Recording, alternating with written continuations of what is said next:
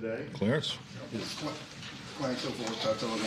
Are you a burn the tape type guy, or just a game where you go back and what your message was tonight? What was your message today? What are the teaching points for performance like that? Definitely not a burn the tape thought process at all. We've we've had a chance to go through it with the players.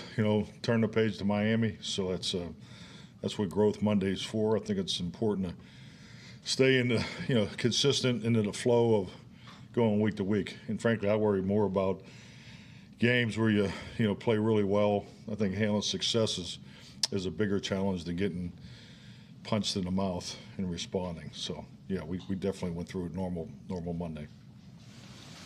Todd. Mike, Todd Archer. And when you look back at the run defense, now that you had the time to look at it, what were the biggest issues you guys had? The biggest issue was the tackling. We lost the tackling battle, and the two glaring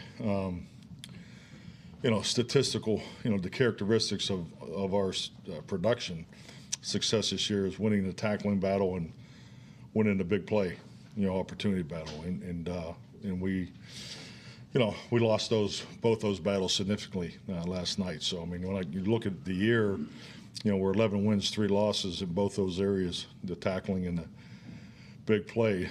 So that's not our, that's not the norm. The norm for us is to win those, but we lost both those battles significantly last night. So they broke twice as many tackles. I think they had 12 broken tackles. We had only 6. So we're -6 there, and then we were -13 in the big play, which is a huge statistical area of production to overcome. But when you look at those things, we're I want to say +87 for the year in big plays and +90 in tackling. So that's definitely not to our standard. And those were the 2 biggest areas I felt that impacted the game.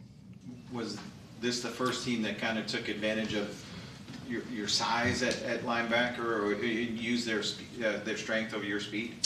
I think more, once again, I think the more the opportunities, and I think looking at some of the play time distribution, these are some of the things we talked about. How can we help in that area? But yeah, I mean, it's when you look at our defense the last 3 years, the run defense is going to be attacked because of the way way our strengths line up, because of the amount of pass rush that we have. So, and they attack it.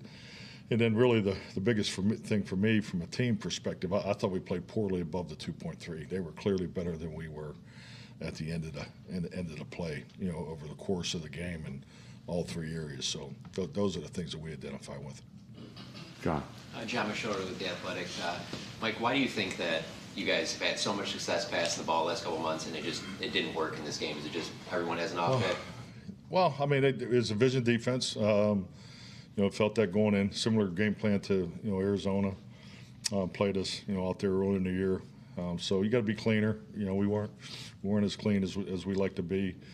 But if you look at the down and distances, we were our third down and distances were favorable, for the most part, and we all know how well we've been on third down for the year too. So it was you wanted to play in the rhythm. I think the ability to sustain drives was really the mindset going in. I went into the game expecting to go the long way. The shot play that we had on the second play of the game was something that we had on them, and it was there, and we didn't convert it. But we knew we weren't going to get too many opportunities to go over the top, just for the depth of their safeties and the way that they play. So we needed to be extremely detailed and efficient, and to play in that type of game. And then I thought the weather was great. We got a huge break in the weather the first half, but it did it got a little wet there in the second half too. So I mean, we just weren't where we needed to be. When the weather was pretty good when the game started, and you guys won the toss, did you ever think about taking the ball just because? I did. Talked about it. Yeah, absolutely. There's the wind. And I just it's part of playing in that part of the country. I mean the wind at whatever time I got there, 11 a.m.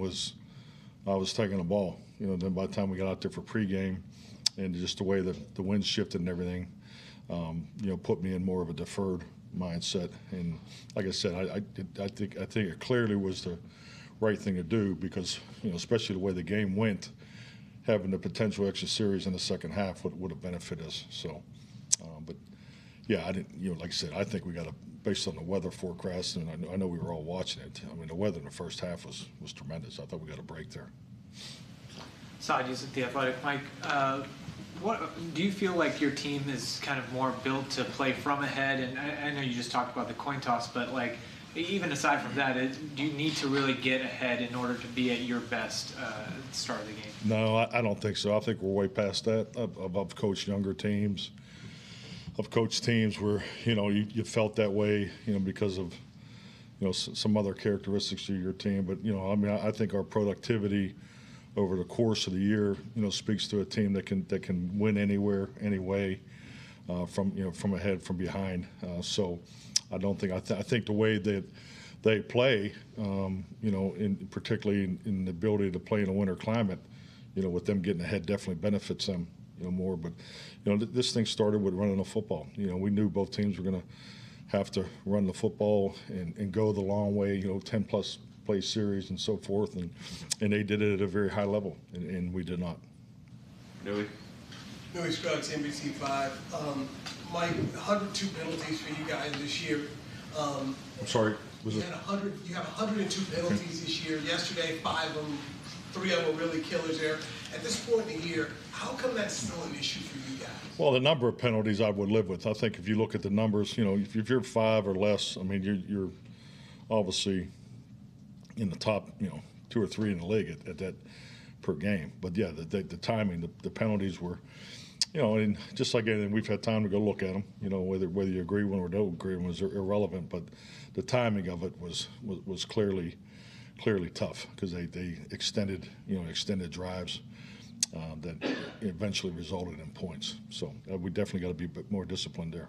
At this point in the year, is that more on the players? Is that the coaches? How does that? Well, I think it's not on it. It's on all of us. I mean, we got to be better in those spots. But it's the same thing. It's the play style and the discipline. That's the thing you're always trying to balance. You want to be aggressive. I mean, they called 5 personal fouls in the first half, so I think that shows you what kind of game it was, down there on the field. But for the most part, I don't know how many. I don't know how many they had. I know we had 6 called, 5. We had 5 that they used. So, but 3 more critical, no doubt. Calvin Watkins, Dallas Morning News. How's Zach feeling today? Well, the report is, he'll definitely have a chance to play this week. So that's the outlook. But he was in there getting rehab today. Talk about. I think last night you said you got to figure out why we're not playing the way we need to on the road. What have you figured out so far? Did I say figure out? No, I just figured out. I think you said we're trying to find. Well, I mean, I think it's obvious. I mean, I think there's definitely a gap between the way we're performing on the road compared to at home, without a question. So I think you got to look at those things, and there's some other things I'll look into, but we got to play better on the road. I mean, you can't get to where you want to go being a 500 team on the road. I mean, it's just, and you're not going to be playing playoff games at home with that record either. So it's definitely a focus for us. Joe. Joe Trahan, WFA TV. Mike, this question is about mentality, because there were a few of the guys who talked about not playing with the right mentality in the locker room afterwards. As a coach of professionals, is that something that you have to handle a certain way to try and get the most out of them? Do you have to say anything? Absolutely. No, I think the emotional and mental realm is where the gold is. There's nothing that we can't do physically. We've shown that. I mean, that's why when people refer to our football team as talented, I take it as an insult. We clearly understand the physical capabilities of our football team. It's documented. So, but the emotional and mental growth is where the really good teams turn into a great team. So, I mean, you're always working to develop that. Was that a case of your team not being, I don't want to say mentally tough, but not being emotionally mature to try and handle the success that they had leading up to that week? I get the narratives, and I respect everybody's approach and digging into it. We didn't play well at the end of plays. I mean, there's things that you emphasize each week, and you know, when you play 11 out of 14 games at a very high level in two critical areas of production that you need to win, and then you don't play well, you know, I don't, you know, and that's why I think we talked about effort last night. I mean, it wasn't an effort issue; it was a finish issue. You know, we weren't. That's what when we break these plays down into pre-snap to 2.3 and above the 2.3. It gives us a really good definition of, you know, things we want to work on, the specifics. You know, the techniques within those realms and the detail of how it's teach and how our guys look at it. So we did not perform to our standard above the 2.3. So within that, there's a lot of production that came out of that. Whether it's them pushing for a first down, we call it bend backs. You know, they won the bend back battle. We did not. That's part of the 2.3. You know, those are variations of things that we look at. So, and you know, we'll clearly emphasize it like we do every week, and we need to be better because, you know, we've got a big challenge in front of us. Was that the thought process? You know, we talked extra earlier about the size of your linebacker. The thought process of using, in a game like that, using Mike at linebacker, you know, he's done that before.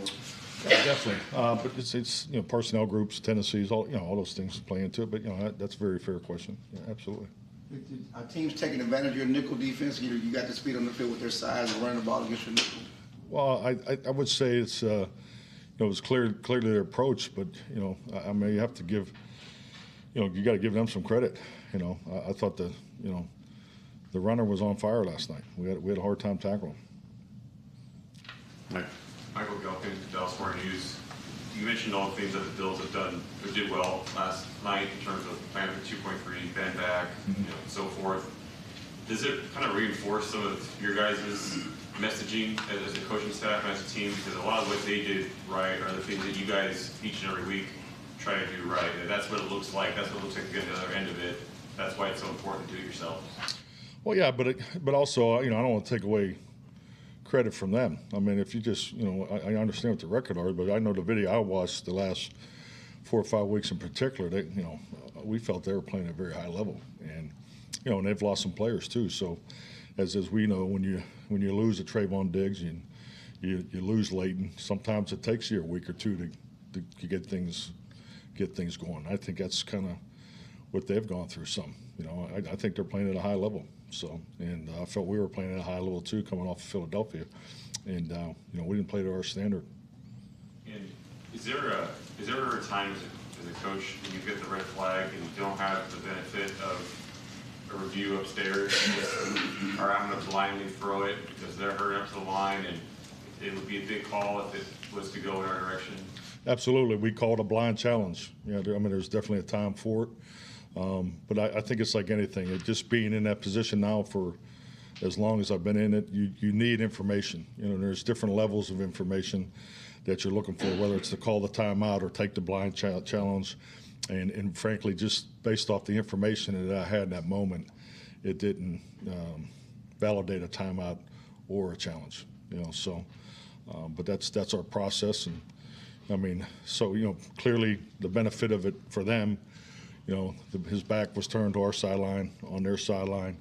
The reaction of players around, all, you know, all those things. That's all part of information gathering. You know, the information from the box, so the information from our sideline. So at that time, I didn't feel like I had enough information to call a timeout or to challenge. But we called it a blind challenge. Just for clarity's sake, your people up in the booth, they only had the feed for TV, right, Mike? They didn't have any other. Yes, absolutely. Our group did not have a replay. Yes. Todd. Mike, you said earlier that when people call you guys a talented team, you think that's an insult. Why is that an insult? Because that's not what it's about. Everybody's talented in this league. I mean, and let's be honest here. You know, you're talking about 68 players in a building. You know, how many blue, red, green, orange, yellows? It's irrelevant. You know, at the end of it, to me, there's a time to collect talent and keep, you know, you're always trying to upgrade and, you know, with players, and I think we do a phenomenal job in that realm. But it's the connection and it's the emotional and mental development that, you know, gives you a chance to grow. I look at the way we played in week 1 or 2 compared to the way we played the last month. It's night and day, and that's a reflection of that, of the team growing emotionally and mentally. So I mean, there's fine motor skill, gross motor skill development in the physical realm, so we're always working on that. I think we do a really good job there, particularly with our young players. But the hardest part of this business is the emotional and the mental challenge. And then on the road stuff again, you're big on schedules. Is the schedule that you look at, what you do, get in early, get in later, do something different at the team hotel? Those do you kind of look at everything? Yeah, I really have. I think we spent a lot of time on it. I think it's clearly we've changed, over the last couple of years. I think it has helped us. I think we're in a good routine. I mean, we travel east, it's different than traveling west. And, that was an east game, and going east is a little more difficult than west. But, yeah, I think we're fine there. I mean, we need to play better on the road. It's east or west. Cal. We talk about the run defense. What did you think of your front? Well, you could, but we're not passing on any game balls, this week. And so, whether it's the run blocking unit and their finish or the run defense in their tackling. So we clearly were below the line.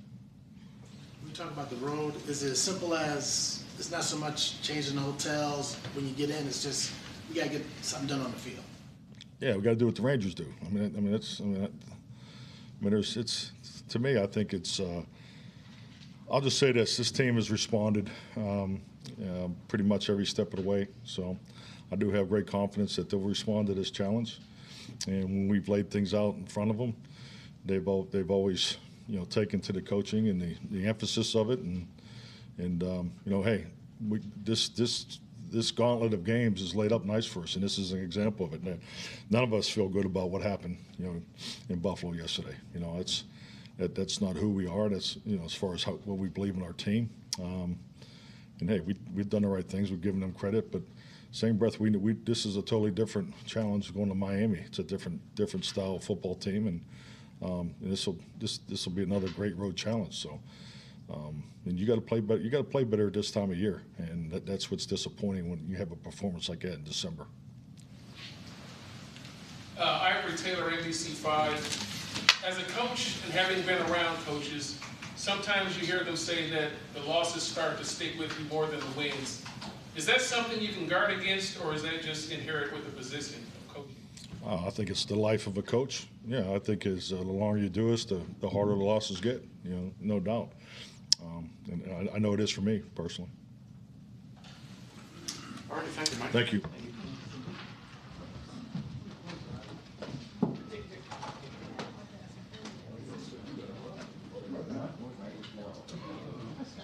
Hi. You almost made me spill my bourbon.